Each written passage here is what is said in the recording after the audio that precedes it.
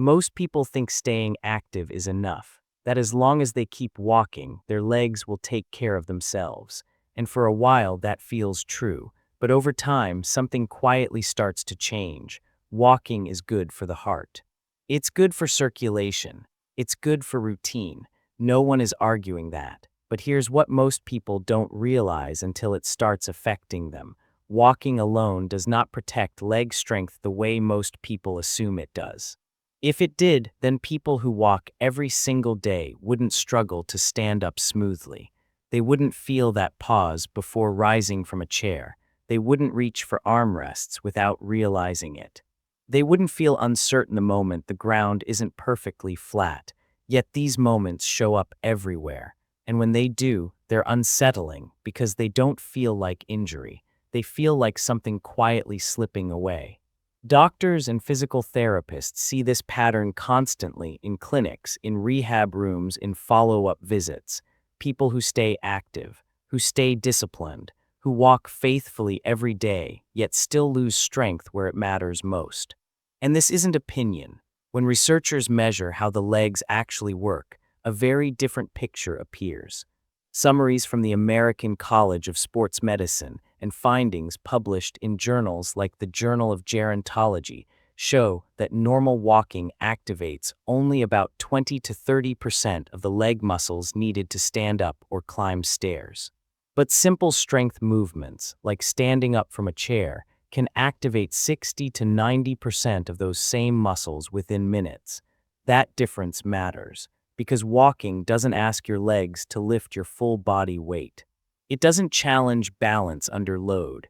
It doesn't train the muscles that have to react fast when something goes wrong.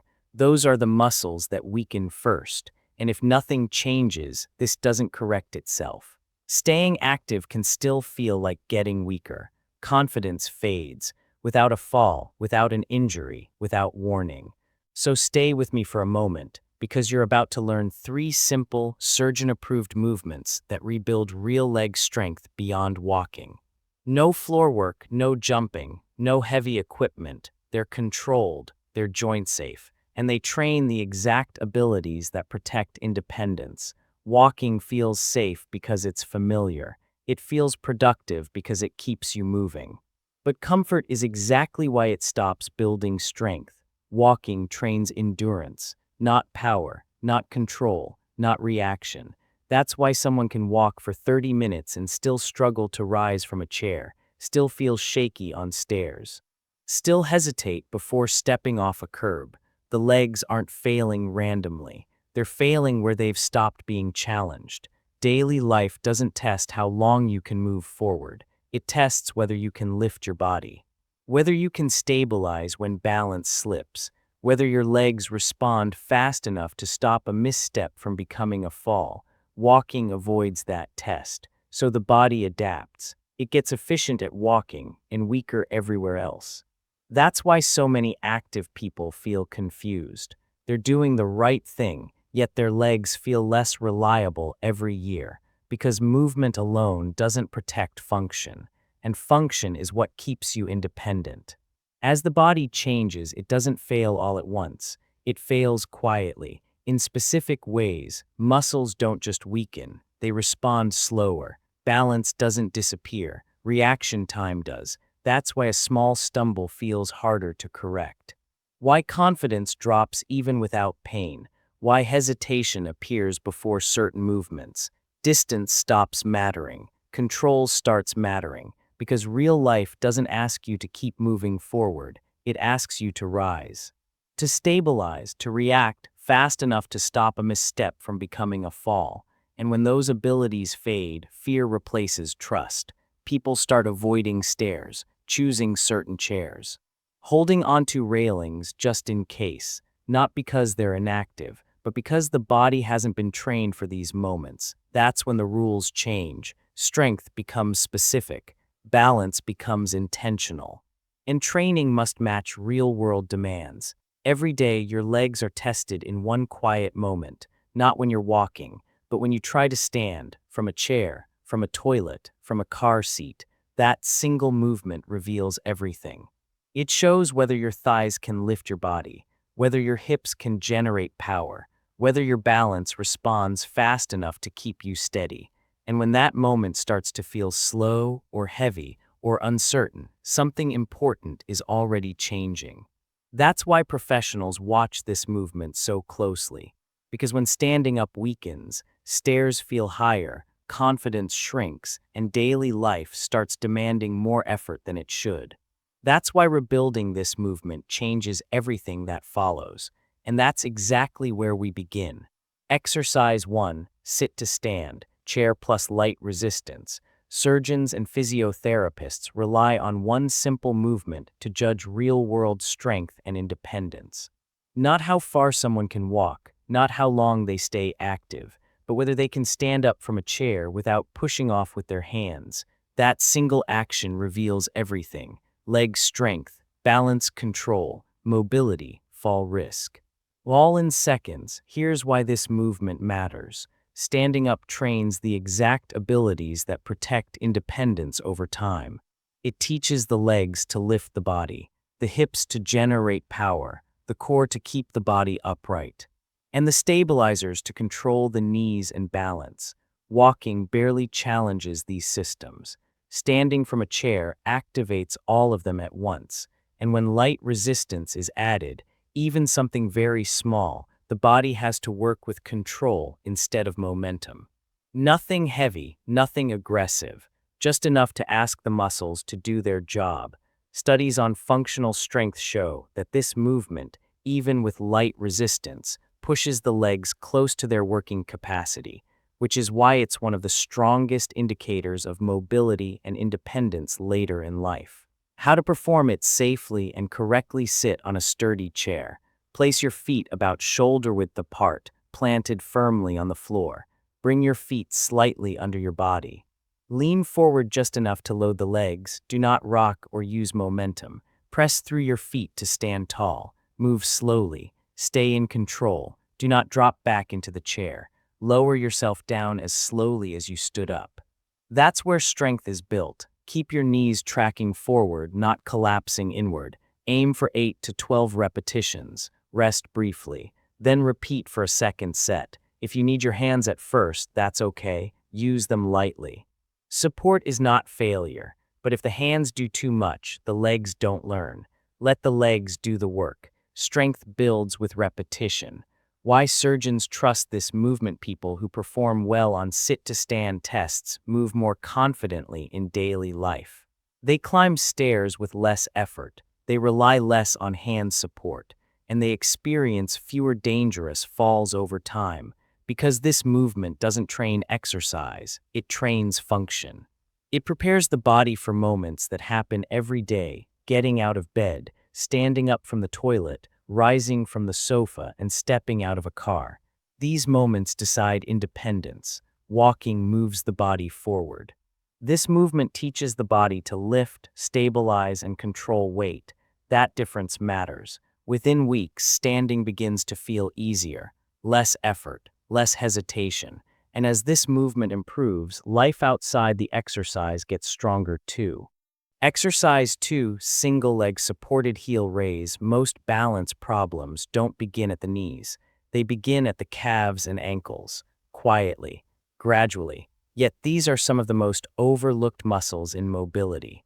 The calves do more than push you forward. They stabilize the ankles. They protect balance with every step. And over time, they weaken faster than almost any other lower body muscle. Walking does not stop this. Walking uses only a small portion of calf strength, often just 20 to 30%.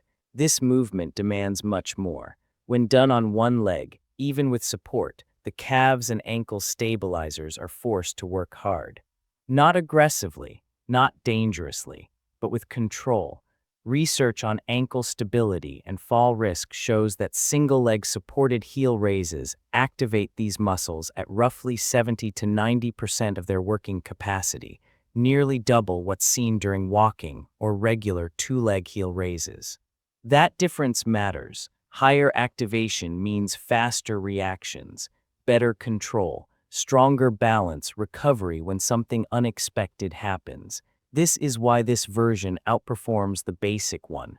Standing on 2 feet allows the stronger side to take over. Standing on 1 foot removes that escape. The weaker ankle has to wake up. The stabilizers have to respond. This is how balance is rebuilt. The calves are often called the body's second pump. They assist circulation, they help control posture, and they react before the hips or knees ever can. When that reaction slows, a small misstep becomes harder to catch.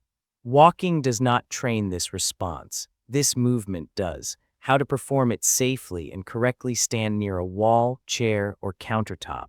Lightly hold on for balance. Shift your weight onto 1 foot.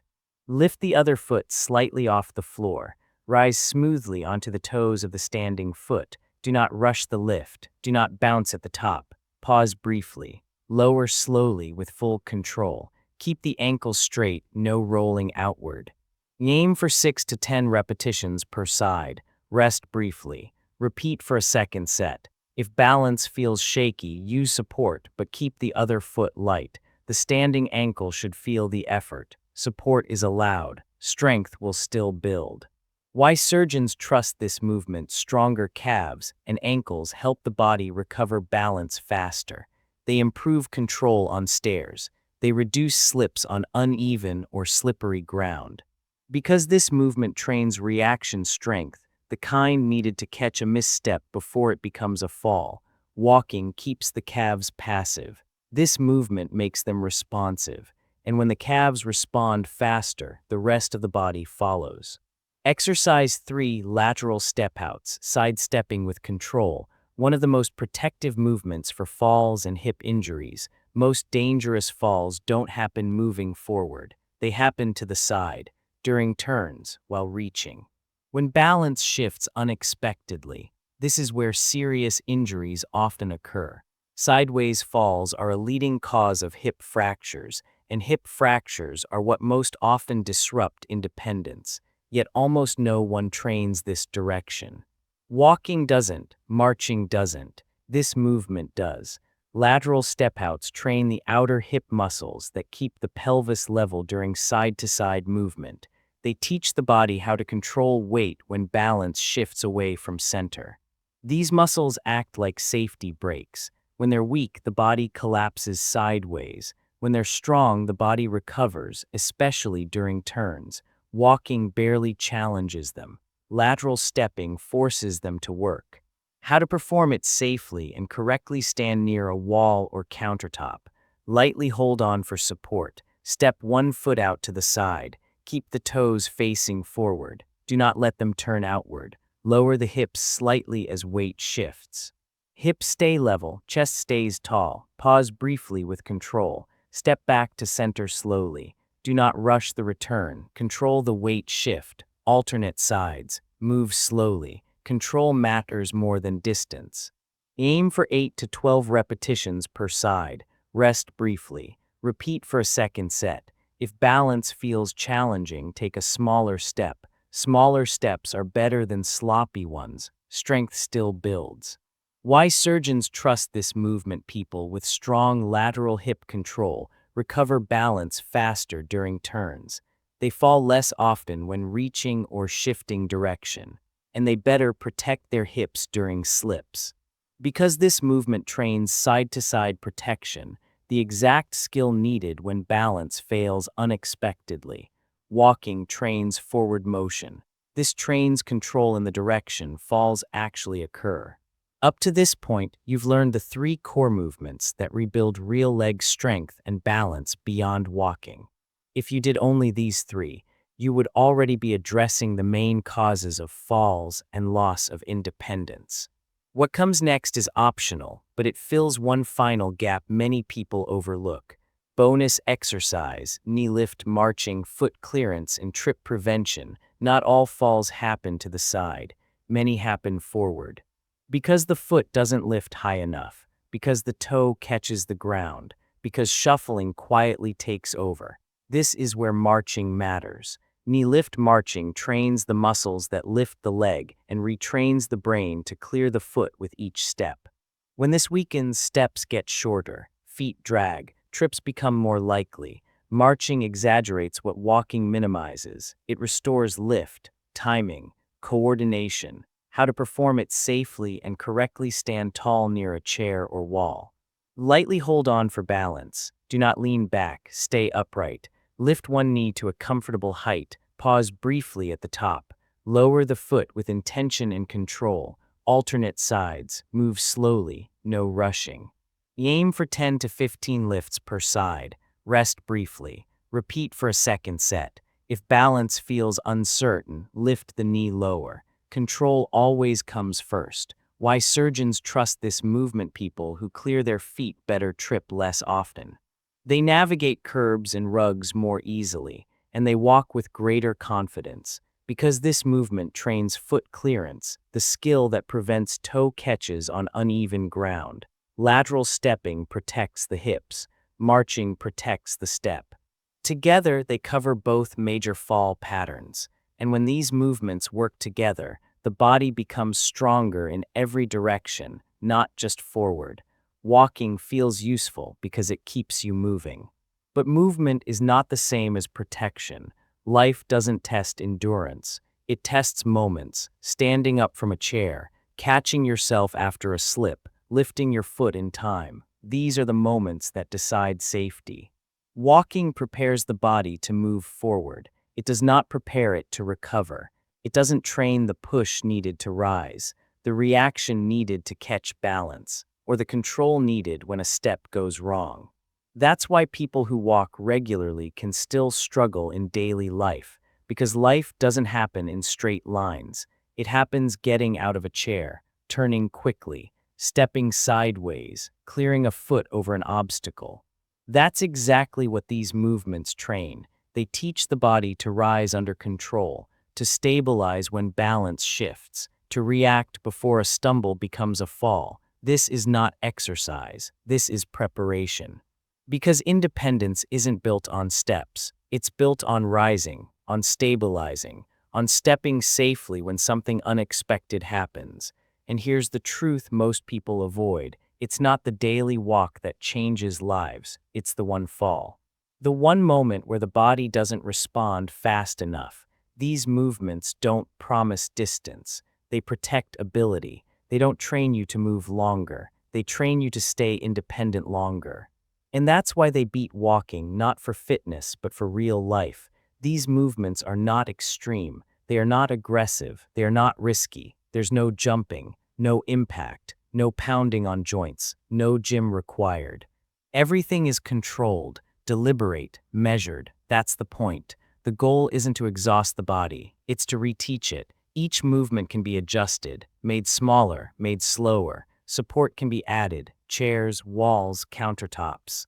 Progress happens without pain, not by forcing, but by repeating the right patterns, because these aren't new movements. They're familiar ones: standing, stepping, stabilizing.